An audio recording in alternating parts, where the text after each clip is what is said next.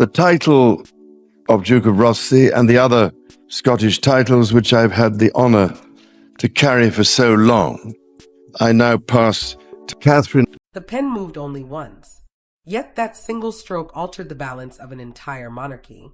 Behind a locked door at Marrowgate Castle, King Alaric of Aldenmore signed a decree granting his son's wife, Princess Rosalind, unprecedented authority over the future direction of the crown. No public announcement had been prepared. No family vote had been taken. And when the document was finally placed before Crown Prince Edmund, Queen Consort Seraphine, and the senior royals, the silence in that room revealed something none of them had expected. The king had already made his decision irreversible. King Alaric watched every face before lowering his hand from the parchment. Princess Rosalind sat opposite him, tense, her fingers laced tightly beneath the table. Prince Edmund stared at the wax-sealed folder as though it might catch fire. Queen Consort Seraphine remained rigid in her chair beside the monarch. The Duchess of Thane and Lord Alastair, the king's siblings, had surrendered their signal mirrors outside the chamber, and the household aides waited beyond the great oak doors. No one could slow what had already begun. The room seemed colder than the stone should have allowed, though nobody dared look toward the locked entrance. The king opened the folder and named it aloud, the Continuity Charter. It was, he explained, a royal order designed to guide the monarchy through any transfer of power. By signing it, he appointed Rosalind as warden of the crown's future, granting her authority over royal conduct, family representation, succession preparation, and the working royals during any transition. The charter did not change who would inherit the throne. Edmund remained the heir, but it placed his wife at the very center of preparing his reign. Edmund read the first page twice. Pride crossed his face, then vanished beneath alarm. His father had elevated Rosalind without warning him, without asking her. She kept her hands locked beneath the table, understanding already that the honor carried its own danger. Relatives with decades of service would now, in certain matters, answer to her. Every decision she made could divide the family further. Seraphine broke the silence first. She asked why the charter had been drafted in secret, and why she had learned of it only after the seal was pressed. Alaric set down the pen. He said, simply, that the crown could no longer survive divided loyalties. The queen consort's expression tightened at the words, as though she had been struck without a hand ever being raised. The Duchess of Thane pulled the document closer and found, tucked at the back, a private appendix, a section containing powers absent from the main charter. She asked when those powers would take effect. Alaric answered at once. They already had. Rosalind opened the appendix herself. One name appeared beneath a list of restrictions covering access, duties, and influence. Edmund saw it over her shoulder. Seraphine saw his reaction change. In that instant, the appointment stopped feeling ceremonial and became something far more personal. But before Rosalind could understand why the king had placed such power in her hands, she would first have to face the people who believed that power had been taken from them. The charter was written in the cold, careful language of law, but its consequences were painfully personal. For Rosalind, it was a burden she had never asked for. For Edmund, it was both an endorsement of his wife and a quiet warning about what his father feared. For Seraphine, it felt like a door closing without explanation. And for Alaric, the decision carried the weight of a confession he was not yet ready to make. Around one table, 5 members of a single family confronted 5 entirely different versions of what loyalty to the crown truly meant. Rosalind left the chamber carrying an authority she had never asked to possess. Years of disciplined duty had taught her how to remain calm through family crisis, public pressure, and private grief. But this was different. Alaric had made her guardian of the crown's future, a role that made her responsible for protecting royal standards and preparing the family for the reign to come. He trusted her, he told her once, because she had repeatedly placed the institution above her own comfort. And yet that same trust now threatened to isolate her from the very people she was meant to protect. Edmund followed her into a private corridor and waited until the heavy doors swung shut behind them. He asked whether his father had warned her beforehand. She said no. Then, after a pause, she admitted that the king had questioned her weeks earlier, asking almost idly whether she would choose family harmony or the monarchy's survival, if the two could not both be saved. She had refused to answer him then. Now Edmund understood that the question had been a test all along, and that any mistake his wife made from this day forward would one day be used against them both. Seraphine remained behind long after the others had gone. Alaric had barely looked at her, and his silence hurt far more than the charter itself. When the Duchess of Thane returned to the chamber, Seraphine asked whether everyone had known except her. The Duchess answered honestly, no one had known, but admitted she understood the king's reasoning. Rosalind had shown restraint in moments when others reacted from fear, and that honesty left Seraphine wounded rather than reassured. The Duchess stayed beside her a while, but neither woman pretended the resentment had simply vanished. Lord Alastair finally broke the uncertainty by producing a briefing note that had been kept, sealed, alongside the signed charter. He explained that 2 constitutional scholars had witnessed the charter weeks before it was signed, specialists brought in quietly to ensure the decree would hold within the kingdom's ancient rules of succession. Alaric, it turned out, had not acted from sudden anger or impulse. He had built this plan carefully, over months, waiting only for the moment he judged right. Rosalind returned to the appendix and found her first true responsibility spelled out in the king's own hand. She would review every senior royal's private privileges, including access to sensitive correspondence, royal residences, and long-term planning for the transition. Edmund watched her expression change as she read. He realized with a cold certainty that this power had not been built only to prepare his wife for a future reign. Something had already gone wrong within the family, and his father had built this charter to stop it from happening again. Every fracture in a royal house has a moment that looks insignificant until history looks back and recognizes it as the beginning. For Alaric, that moment had come 3 months earlier during a private rehearsal of succession at Marrowgate, a rehearsal meant for only 4 sets of eyes, whose contents had somehow reached someone who was never meant to see them. Rosalind had discovered the breach herself. Edmund had demanded answers, and before that night ended, the king understood that the greatest danger to his family's continuity was not some outside threat. It was already moving quietly through the corridors of his own house. The rehearsal had been designed to prepare the family for the first 72 hours of Edmund's eventual reign. The urgent duties, the public messages, the household changes, the protection of the youngest royals. Only the king, Edmund, Rosalind, and the Duchess of Thane were permitted to read the complete plan, because a single leaked page could expose private fears, planned roles, and divisions the family had fought for years to keep hidden. Rosalind had approached the task with quiet discipline, working out how the children would be protected, how staff would respond, how the family might remain united during a sudden transfer of power. Alaric read her recommendations twice and admired their restraint. Then he ordered every page sealed, because the plan touched the most sensitive question any monarchy can ask. Who holds influence when a reign ends? The warning came the very next evening. During a formal reception, Rosalind noticed Seraphine's private secretary carrying a copied page from the sealed framework. She removed it quietly, without causing a scene, and confronted the aide in an empty anteroom. The secretary hesitated, then named the queen consort as the one who had authorized the copy. Seraphine faced Alaric before midnight. She insisted she had only wanted enough information to protect him, and to understand what would happen to her own household once Edmund took the throne. The king heard the fear in her voice, but the secrecy cut deeper than the curiosity ever could.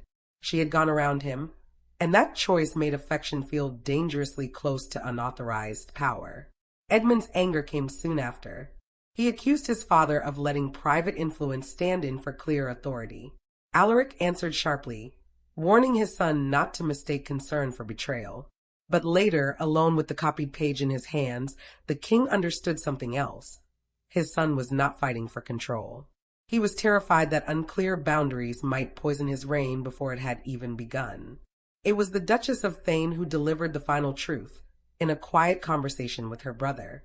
No one, she told him, had ever been formally empowered to defend the line between marriage, loyalty, duty, and the survival of the institution itself. And so Alaric chose Rosalind because she was the one who had found the breach, protected the secret, and refused to use Seraphine's humiliation against her. When Seraphine finally understood that one private mistake had reshaped her place within the family, she demanded to hear the verdict directly from Rosalind. There were no advisors in the room, no secretaries to soften the language, and no king to interrupt what needed to be said. Seraphine had requested the meeting at her private residence, insisting the conversation remain entirely between the two of them. Rosalind agreed on one condition: no aides, no written notes, no recordings. Seraphine spoke first. She said she understood why the monarchy needed to prepare for Edmund's reign, but she could not accept being judged by a charter she had never been allowed to challenge. Rosalind answered calmly that the charter belonged to Alaric. She had not requested the authority, written its clauses, or chosen its timing. But the queen consort's anger did not fade, because responsibility and consequence, she said, were no longer the same thing in this family. Seraphine leaned forward and asked, plainly, whether Rosalind considered her untrustworthy. Rosalind held the silence longer than comfort allowed. Then she said the breach had come from fear, not malice, but that fear could still cause real damage once it crossed a line. Seraphine's expression hardened. She had wanted protection from an uncertain future. Rosalind had seen the same act as a threat to that future itself. Rosalind finally admitted what she had hidden from everyone else in the family. The appointment frightened her. She did not want to become the woman blamed for every closed door, every restriction, every painful decision to come. And still, she said, she would not refuse the duty simply because accepting it might make her unpopular. Seraphine heard resolve in those words, and something more unsettling besides. Rosalind had already decided not to retreat. Seraphine then revealed that Alaric had once promised she would always be consulted on any decision affecting her own position. The charter, to her, felt like a broken promise. Rosalind opened the appendix and pointed to the relevant clause. The queen consort ceremonial standing remained untouched, but her access to succession papers and strategic meetings would now require written approval. Seraphine's anger gave way, slowly, to something closer to grief. Before she left, she warned Rosalind that one copied page could not explain powers this broad. Someone, she said, had encouraged Alaric while the rest of the family remained in the dark. That warning sent Rosalind looking beyond the confrontation itself, toward the small circle of people who had helped the king turn private fear into permanent authority. Alaric had signed the charter alone, but he had not built it alone. Behind its careful language stood weeks of private consultation, handwritten amendments, and one argument that would not let him rest. That affection could no longer be allowed to determine access to power. Rosalind began tracing the charter's origins, expecting to find ambitious courtiers pulling strings behind the throne. Instead, she found the Duchess of Thane, an exhausted king, and a private memorandum from Edmund himself, one that changed everything she thought she understood about why Alaric had acted before anyone could stop him. She met the Duchess in the late Queen Mother's old sitting room, the charter tucked beneath her arm. The Duchess explained that Alaric had first raised the idea of a framework there, away from advisors and family pressure, something capable of protecting stability without ever touching the lawful line of succession. Edmund would still become king. The new role existed only to make sure the institution reached that moment without being hollowed out by private influence along the way. The Duchess had insisted, during the drafting, that any guardian's authority be earned through duty rather than granted by blood or seniority. It was Rosalind, she said, who connected 3 generations, Alaric's present reign, Edmund's future one, and the lives of the children who would inherit whatever came after both. That made her valuable. It also, the Duchess admitted, made her vulnerable.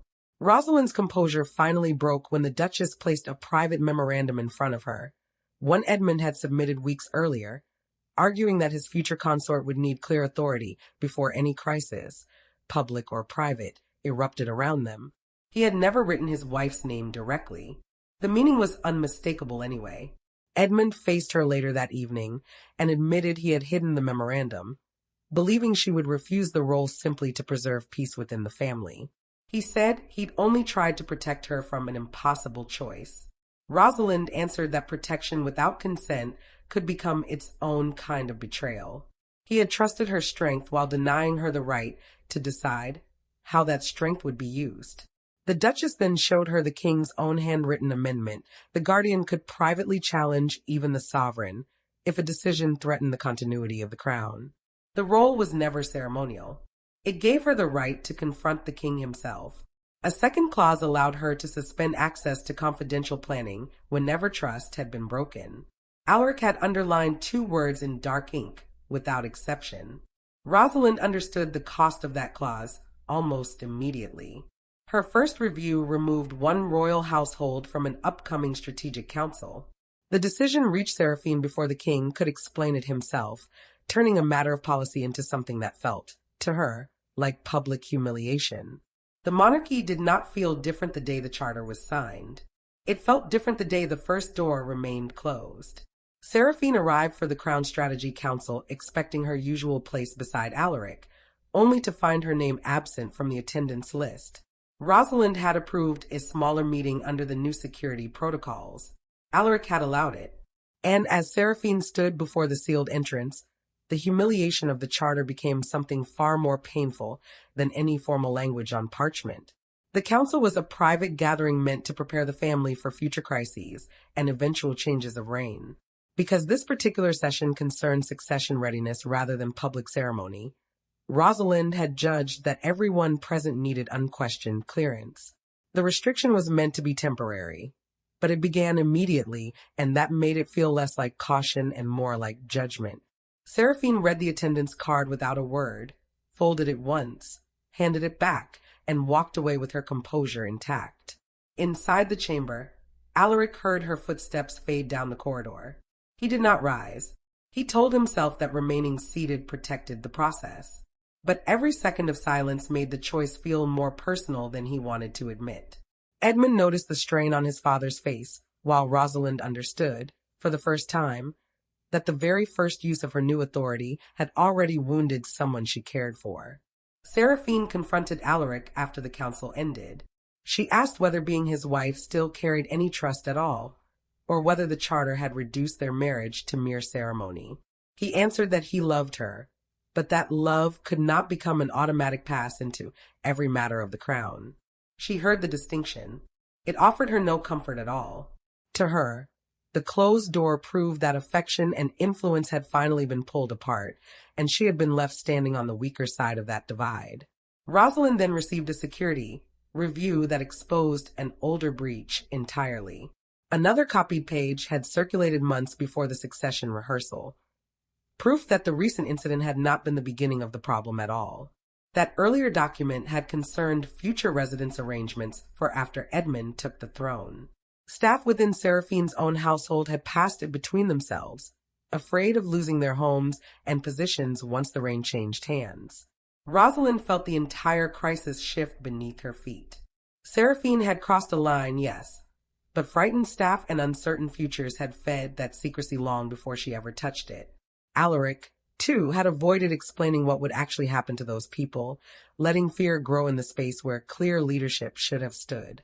Rosalind realized with sudden clarity that she had been given power to manage the consequences of choices the king himself had been too afraid to make.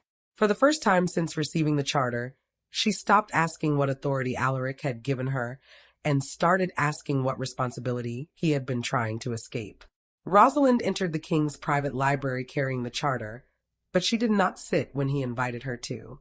There were no lawyers present, no household officials, no family members waiting beyond the door.